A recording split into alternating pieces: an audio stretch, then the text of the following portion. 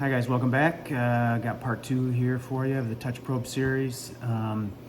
Wasn't expecting to take this long to release part 2, but ran into a few issues while setting this touch probe up. So if you watched the end of the first video, you saw I had a little update at the end and I had a lot of interference with the way the cables were routed.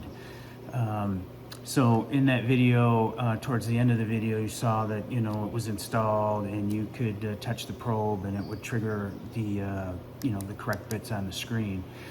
So the next step from that was to, actually do the calibration. And every time it would move in any direction, it would lose contact because it was getting interference from the cables. So I had to, reroute. As you saw in that video, reroute it some. I still have some issues with that and plan to do more with the rerouting of the cables.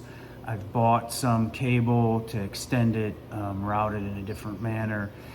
And I'll show these pictures, I'll put these pictures up on the screen. I got some pictures from Mr. Chen of how they've actually moved the connections for the touch probe into the controller cabinet to help with that interference. Apparently it's an issue and the newer machines will have the connections located there. My machine is less than a year old, but I don't have the updated location. I do have the bracket to mount it in the new location. It's towards the front, but I didn't have the terminal blocks and stuff in the controller. They had to, or in the controller cabinet. They're back in the the electronics cabinet. So once I got that sorted out, which wasn't too long, I could right away could figure out what was going on, because every time you moved, it would cut out. So it did take a little time to get it routed so it would work reliably. Like I said, it's not 100% at this point, but it's pretty. Okay, so the next issue that I ran into, after getting the interference problem solved or almost solved, was none of the macros would run. Calibration macros wouldn't run. Some of the probing macros would partially run and they would error out. It'd get an error every time you tried running. Spent several days sorting through, trying to figure out what was going on. Worked with Mr. Chen at Syil for a little bit, and then got in contact with Doug. And Doug is the guy behind the tool probing screens that are going to be released. I know Jason Snyder over at the Nerdly channel has briefly talked about him. I've showed him a couple of times in one of my videos. Jason describes Doug as a genius, and I pretty much agree with that. He's a really cool dude, really smart, and I learned a lot from him in a short amount of time. So shout out to Doug, thank you very much. So what it is, and I'll put it up here on the screen, is in these macros there's a couple lines of code that to me just seem to be some sort of a challenge to make sure that you're not distributing the software around or whatever. So like I said, up here on the screen you can see the 2 lines of code. And they're just looking for some specific numbers at these 2 locations. And you can see the math, and then it goes and looks, and if that number's there, hey, keep on going. If it's not, then you error out. And it took a while to sort it out, but we got it. You could just, in the macros themselves, you could comment those lines out. Some of them have both of these lines in it, some of them just have one or the other. But the easiest thing was just to, add those numbers to those locations so that the macros would run. Once we did that, it was, they would work without, any problems whatsoever. So that was the second thing. And the third thing was the macros themselves. This is the sheet that I downloaded from the Facebook page that describes the macros a little bit. You can zoom in here, you can see them. That's the calibration macro. and it gives a little information in here about where where they're stored. However, if you have the new tool setter screens, which I have, these locations are now used by the tool setter screens, and they're moved to another location, but it's not really important. So it comes with two calibration macros, and then seven macros to measure your part. I found these very difficult to use. I did get every one of them working, but they're not the most user-friendly. So I rewrote, I updated some of them that were here, the calibration ones, and then rewrote almost all of them, and now there's 26 actual macros to measure parts with, and then the two calibration screens. And then what I did was, and I'll pop this up so you guys can see it better, but I give a brief description of what each one of them does. I added variables so you can easily change the size of part, and then easily assign it to a different work offset. And so this took some time here to prove these out, to make sure all of these were working. And Syil is going to start distributing these with new machines. At least I think that's the plan. The last time I talked to Mr. Chen about it, he's got the latest copies of all of these, and is doing some testing to make sure that there's not a problem switching it to from imperial to millimeters, which there shouldn't be, but that's an ongoing thing. And so what I'll do in the description for anybody that's got the X7 with the Syntec controller, I'll have a download link where you can download all these probing routines plus this PDF of how each one of them is used. Right, gives a picture in here, so it's a little bit, they're still all kind of the same here, but this is much easier to follow. And I wrote these. People that's got some experience, you could combine some of these and make them a little, have a little less. But for somebody that's not real familiar with them, and you want to use a touch probe, it made them real easy to follow. All of every line of code, is commented, so you know exactly what you're supposed to put in there and what to do. So, like I said, this took some time to get these all working, and all the bugs worked out of them, and we make sure that when we distribute them, that you wouldn't have any trouble. So that was the third thing that took a lot of time. Getting this part 2 set up. So with that, what I'm going to do is I'm not going to show centering the tip of the probe. There's plenty of videos out there. I'll show the end of the center. First thing you do, really, even before you did any of these steps, should be to put your touch probe in there. Put a dial indicator on the ball, spin it around, and adjust it till your test indicator reads 0, so that you know that it's true to the spindle. So then the next step would be to run the calibration routines. I'll show a quick video of the ball tip on my probe, but I'm not gonna set that up and do that. You can YouTube that, find lots of guys that show how to do that. Also, I'm not going to go through every one of these. I'm only just going to pick a handful, but we will go through the probing routine, or the calibration of how to calibrate the Z and the XY. And that'll be the first things that we do. So with that, I'll get the machine set up, and I'll bring you back. Okay, so the first thing we got to do is calibrate the probe height. So you can see here, it calibrates the spindle face, the probe trigger, and the Z direction, right? So you have to do this before you do the other one. And again, it talks here, I put in the notes here, you got to very accurately measure that distance. And again, the more accurate you set that initial distance, the more accurate this probe is going to be, right? And there's several ways of doing it. Jason over at the Nerdly channel shows doing it in one of his videos. If you have a Heimer, if you've already used that method or whatever method that you use to set that distance is just what you need to do. It's not difficult. I initially set mine up off my Heimer that I had just calibrated. So moving on here, so the only value, you know, I want that stored in T94. So we've got T94 there. Nothing else that we need to change. If you had your probe in a different tool location, then you would obviously change that to that location. So I've roughly set, I should probably add that to the notes up here, but I roughly set this just to the just to the left side of the hole in the ring gauge, as you can see in the video. But you need to make sure those coordinates are in G59, which I did here.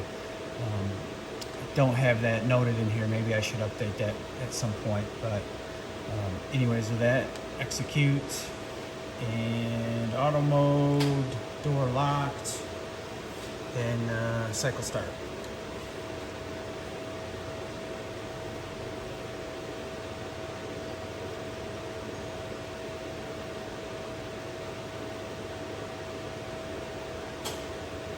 All right, that's it for that one. That's pretty quick. Let me get this reset up, and we'll do the XY in the center of the ring gauge to, you know, get that one calibrated. So I'll bring you back. All right, so next we're going to calibrate the center of the touch probe, actually. So we've got a ring gauge in there, and it's going to bump. You know, we centered the ball with the dial indicator, saw that little video, and you know, we've accurately measured the center of that ring gauge with the dial indicator, so the probe knows it's exactly in the center. So it's going to go down, and then it's going to probe that ring gauge, and that's going to adjust for any inaccuracy that's in the probe setup itself. So I've already accurately set the Z. I've accurately set the center. Our tool heights are where I use tool location 94, so those are already set. And then if you have a different size ring gauge, and it can be any size, and you know, any true bore, you know, will work fine for this. So mine's 1 inch. We're going to go from 1/4 down. And then we'll just double check to make sure everything is correct, and it is, so we can hit execute. Make sure our door's locked here, and then cycle start, and we should be good to go.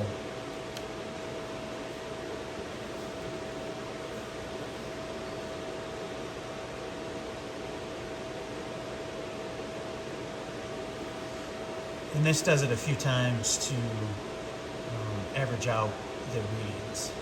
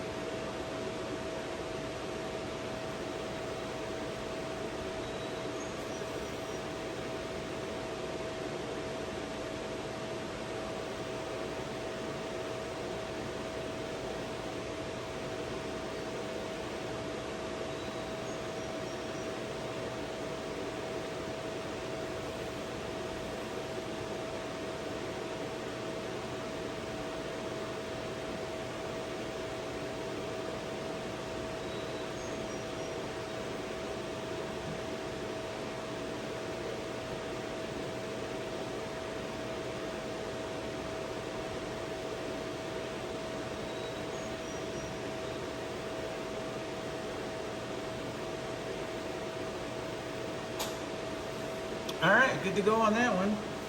So that's it for the calibration Z and the XY center. So let me get this reset up here, and we'll put a 1, 2, 3 block in there, and we'll run through a handful of the routines and show how those work. Give me a second and I'll bring you guys back.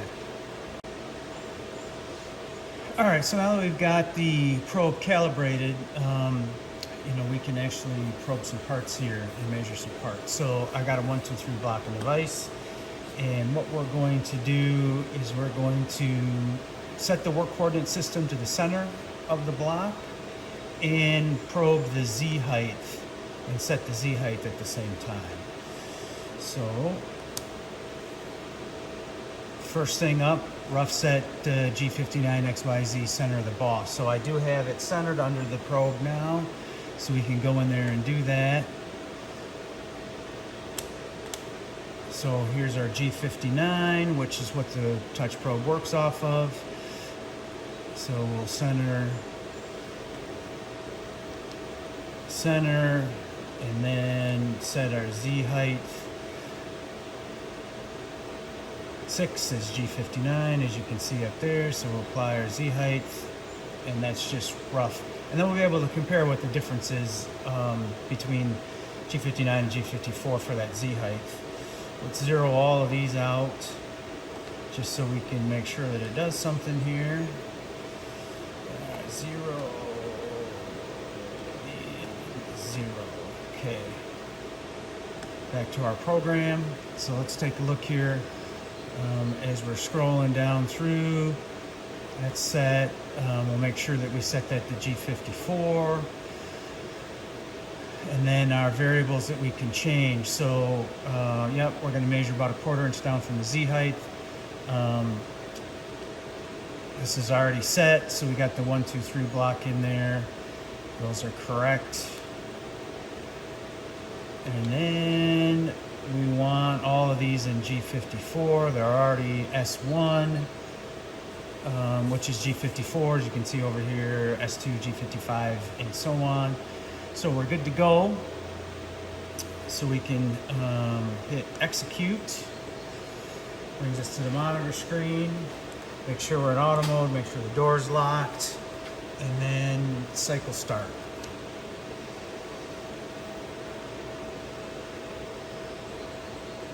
And as you can see, it's starting to probe. It started in the Y direction first.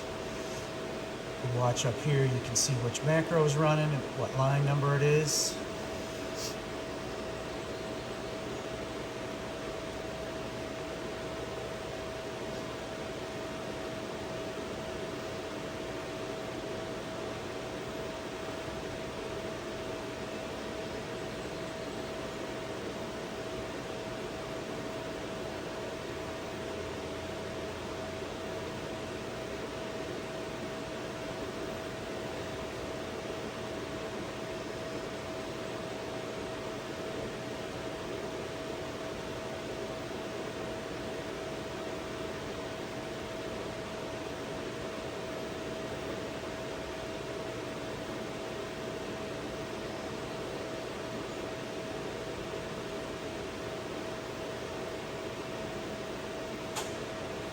All right, good, that's it. So let's go back to our work coordinate screen, and if we look at G54, you can see that it set the machine coordinates in the XY and it set the Z. And if we page down to G59, you can see our rough set was not that far off, about 40 thousandths is all. So for the Z height anyways, and not too bad for the just eyeballing it for the center on G59. Oops, there we go. All right, that's it for this one. Let me set it up and we'll move on to the next one. All right, guys, so I think the next one that I want to do here to demonstrate for you guys is the lower left-hand outside corner. I've chosen that one because it's easy to see in the video. Give a brief description over here of what it does. So it's just going to put the XY coordinates directly in the corner, lower left-hand corner. So let's load this in. Starting from the top, set G59Z0 top of stock. We've already done that. We need to then rough set G59, the XY coordinates, about a 1/4 inch from the lower left corner. You can see in the video there where it's at. Let's go in and set those. All right, so we're on G59. So set the work coordinate, or apply machine coordinate, excuse me. So that's good to go. Then that's already set where we want it to load. We'll use G54, so when we get down there, we'll make sure those are set. Our variable 1 here is the depth of the ball below the surface of the Z, and then how far from the corner. And depending on what you're measuring or what the part is, obviously you can just change those variables. So if we scroll down here, those are set at S2. We're going to change those to S1 for G54. S1, backspace 1, and then real quick, let's just go in here and look at G54. Those are zeros, and you don't have to set those to zeros. I just did that so that we can see it populate that when it's done. So with that, we should be all set. We can hit execute. It's loaded in our monitor screen here. Set the door, and we should be good to go. Cycle start.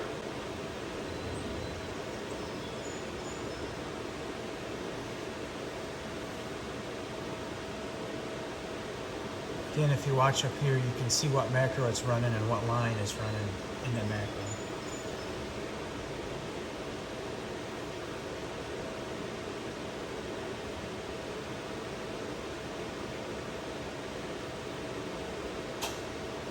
All right, that's it. Let's check our work coordinates in G54, and then you can see this populated to that lower left-hand outside corner. So, okay, guys. Well, that's it. Hopefully, there's some information in this video that you can use. I know sometimes I'm a little quick on difficult stuff and go too slow on easy stuff, but it is what it is. Remember, in the description will be a link to where you can download the calibration, the probing routines, and the PDF all in one zip file. Hopefully it won't be too long, and we'll be doing part 3 when I get the macros to use the graphic interface. I'm anxious to try those out. Really happy with the way the tool setter screens work. So I've got high hopes for the probing screens. However, if you don't want to do that upgrade, the routines that you can download here for free, it covers just about anything that you want to measure, and there's enough information in there if you wanted to fine tune them and maybe make some changes, you can easily do that too. So with that, we'll hope to see you on the next one. Thanks for watching to the end, and we'll see you later.